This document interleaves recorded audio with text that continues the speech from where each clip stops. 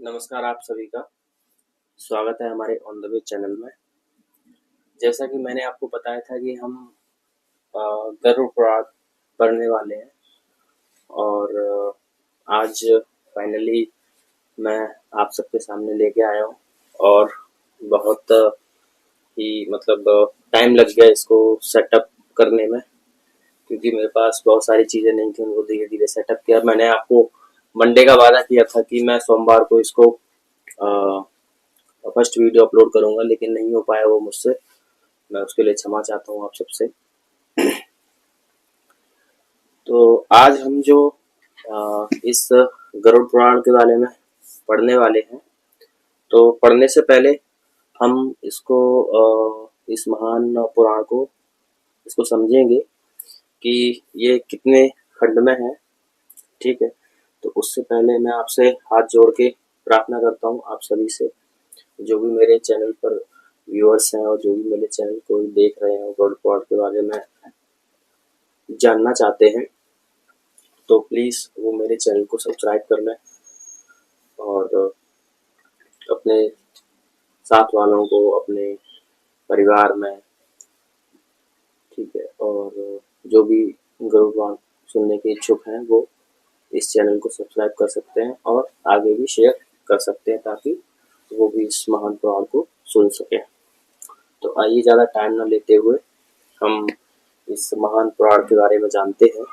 ठीक है, तो ये जो पुराण है ये मैंने ऑनलाइन मंगवाया था। तो ये जो पुराण है वो है गीता प्रेस गोरखपुर से मंगवाया मैंने, और इसमें है संक्षिप्त ओम श्री परमात्मने नमः संक्षिप्त गरुड़ पुराण, और ये गुजराती भाषा में भी उपलब्ध है, ऐसा इसमें लिखा हुआ है। ठीक है, इसका कोड नंबर है 1189। तो आइए इसमें अंदर देखते हैं।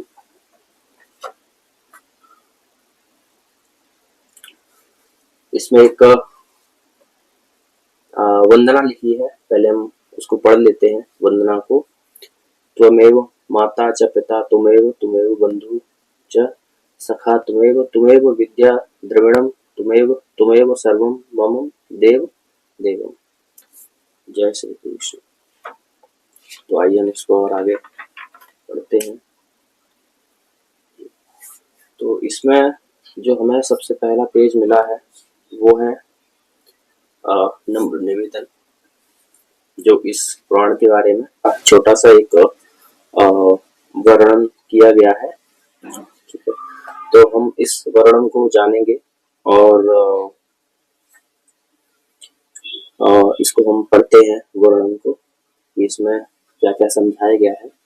ठीक है, तो उससे पहले एक रिक्वेस्ट और एक प्रार्थना है मेरी आपसे, आप सबके होके, कि मैं कोई ब्राह्मण नहीं हूँ और मैं कोई कथावाचक भी नहीं हूँ और मुझे कोई खास अनुभव नहीं है इन सब चीज़ों का। तो अगर मेरे मुंह से कुछ गलत शब्द या फिर गलत थोड़ा बहुत कुछ गलत हो जाए तो मैं उसके लिए पहले से ही क्षमा प्रार्थी हूँ, और इस महान पुराण से भी मैं क्षमा प्रार्थी हूँ, क्योंकि मैं ये अपने मेरा मेन मकसद मैं बता देता हूँ कि मैं चाहता हूँ कि मेरे परिवार में भी, मेरे घर में मेरी जो दादी हैं वो इस पुराण को सुने, मेरे दादाजी हैं वो भी इस पुराण को सुने, मेरी माँ जी हैं, मैं उनसे भी हाथ जोड़ के सबसे प्रार्थना करता हूँ। मेरे घर में जो पर्सनल है, ठीक है, और मेरे परिवार में है, मैं उनसे भी हाथ जोड़ के प्रार्थना करता हूँ कि मैं घर पर रह के नहीं आपको सुना सका, लेकिन मैं बाहर रह के भी वीडियो के माध्यम से मैं आप सबको इसको सुना रहा हूँ। तो आप जरूर इसको सुने और एकांत में बैठ के सुन सकते हैं।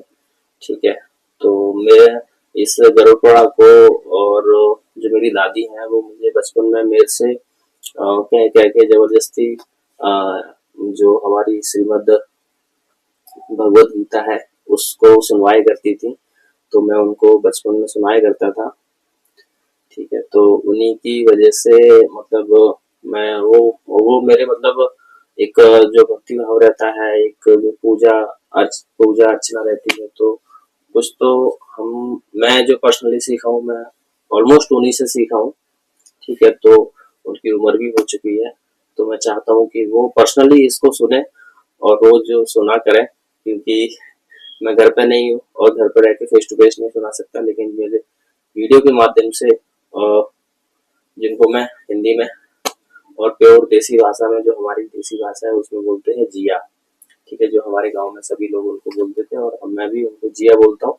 तो वैसे हमारी दादी है, ठीक है, हम उनको अम्मा भी बोलते हैं, अम्मा, ठीक है। तो अम्मा, आपके लिए ये जरूर सवाल मैं लेके आया हूँ, और मेरी जो दादी हैं उनके जैसी सभी दादियों के लिए, सभी दादाओं के लिए, ठीक है, सभी परिवार वालों के लिए मैं हाथ जोड़ के प्रार्थना करता हूँ कि इसको सुने, और मैं आज इसको स्टार्ट करने जा रहा हूँ आप सबके आशीर्वाद से, सपोर्ट से, और आपका जो मतलब वो थोड़ा भी आपने जो बचपन में थोड़ा भी भक्ति भाव दिया था, तो उसकी वजह से मैं आज ये चीजें मतलब पढ़ पा रहा हूँ, क्योंकि मन रुचि तो मुझ में तभी से आई थी, ठीक है। तो आइए ज्यादा टाइम न लेते हुए अब इसमें हम पढ़ना स्टार्ट करेंगे। तो आइए, सबसे पहले जय श्री हरि विष्णु। भगवान ने इस महान गरुड़ पुराण को श्री जो हमारे गरुड़ देव जी हैं, वो हमारे विष्णु भगवान के वाहन है, ठीक है। तो उनको संवाद हुआ था, उनसे संवाद किया था, उस संवाद में इस महान गरुड़ पुराण के बारे में बताया गया है, ठीक है। तो ये गरुड़ पुराण बताता है कि 18 महापुराणों में गरुड़ महापुराण का अपना एक विशेष महत्व है। इसके अधिष्ठात्र देव भगवान विष्णु है, अतः यह वैष्णव पुराण है। इसके महात्म्य में कहा गया है, यथा श्रवणा प्रवरो जनार्दनो, यथा युधाना प्रवरा सुदर्शनम, तथा पुराणेषु च गारुड़ं च मुख्यं तदा हुर्हुर्ति त्वदर्शने। जैसे देवों में जनार्दन श्रेष्ठ है और आयु धूमों में सुदर्शन चक्र श्रेष्ठ है, वैसे ही पुराणों में यह गरुड़ पुराण हरि के तत्व निरूपण में मुख्य कहा गया है। जिस मुख्य के हाथ में यह गरुड़ महापुराण विद्यमान है, उसके हाथों में नीतियों का कोश है। जो मनुष्य इस गरुड़ पुराण का पाठ करता है अथवा इसको सुनता है, वह भोग और मोक्ष दोनों को प्राप्त कर लेता है।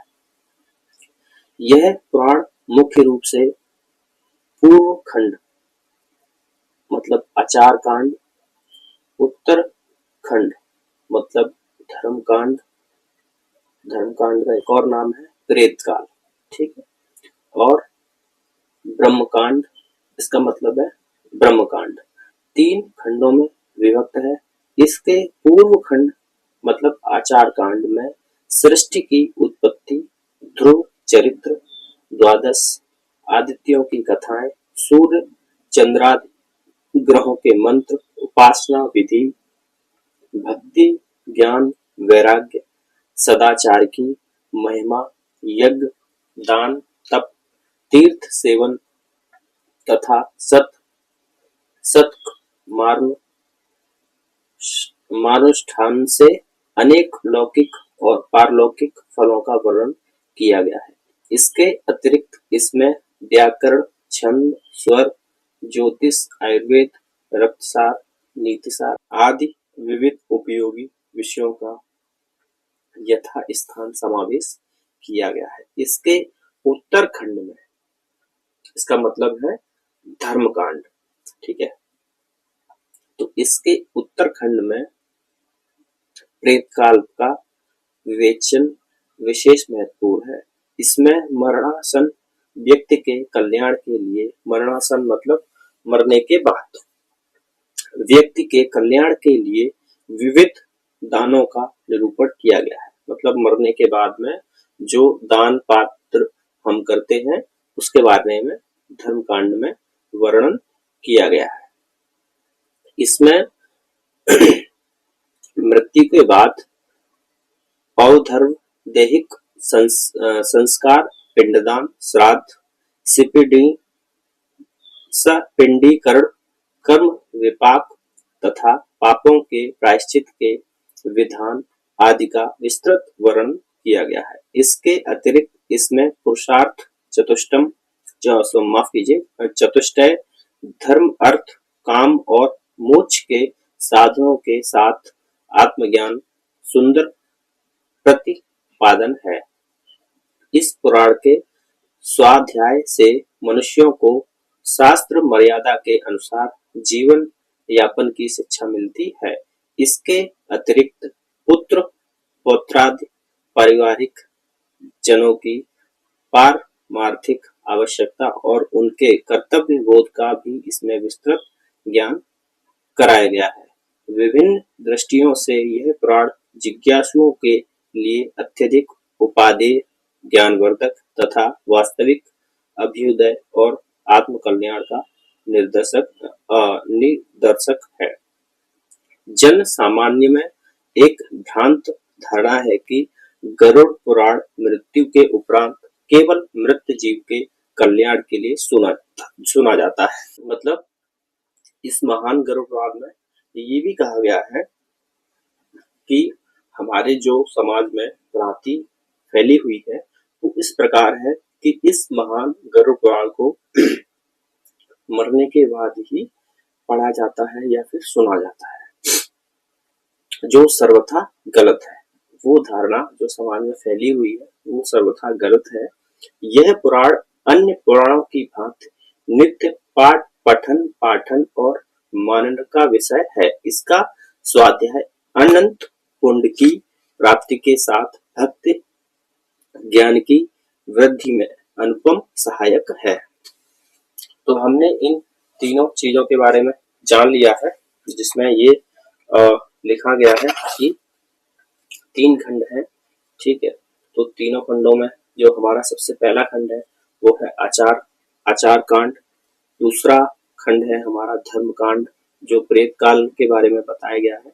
और हमारा जो तीसरा खंड है वो है हमारा ब्रह्म कांड। हमने इतना जान लिया है, ठीक है। तो अब मैं इस गरुड़ पुराण के प्रथम कांड जो आचार कांड है उसको हम अगले वीडियो में पढ़ेंगे। हमने आज के वीडियो में इसको विस्तार से समझ लिया है कि गरुड़ पुराण है क्या और इसमें क्या क्या चीजों के बारे में बताया गया है, क्या क्या बातें भगवान विष्णु ने इसमें पूरा वर्णन किया है, जो हमारे कल्याण के लिए है, जीवन में भी और मृत्यु के बाद भी। तो मिलते हैं अगले वीडियो में, बने रहे हमारे चैनल के साथ। और मैं आप सभी से प्रार्थना करता हूँ हाथ जोड़ के कि चैनल को सब्सक्राइब कर लें और सभी को शेयर करें वीडियो, ताकि वो भी इस छोटे से एक इंट्रोडक्शन से जो हमने जो अभी जाना है कि ये महान गरुड़ पुराण के बारे में एक छोटी सी मैंने वीडियो बनाई है और हमने इसको स्टार्ट करने से पहले इसको समझा है। तो मैं चाहता हूँ कि ये वीडियो आप तक पहुंचे और आपके जो भी इस महान गरुड़ पुराण को सुनना चाहते हैं उन तक पहुंचे, ताकि वो जो नेक्स्ट वीडियो मेरी आएगी उसको ये आराम से स्टार्ट कर सकते हैं और सुन सकते हैं। तो आपका साथ और सपोर्ट आशीर्वाद से अगले वीडियो से आपके पास कंटिन्यू और रोज शाम को 8 बजे वीडियो आ जाए करेगी और हम इसको पढ़ेंगे और आप मेरे चैनल के माध्यम से सुन सकते हैं। तो अब मैं इस वीडियो को यही विराम दे रहा हूँ।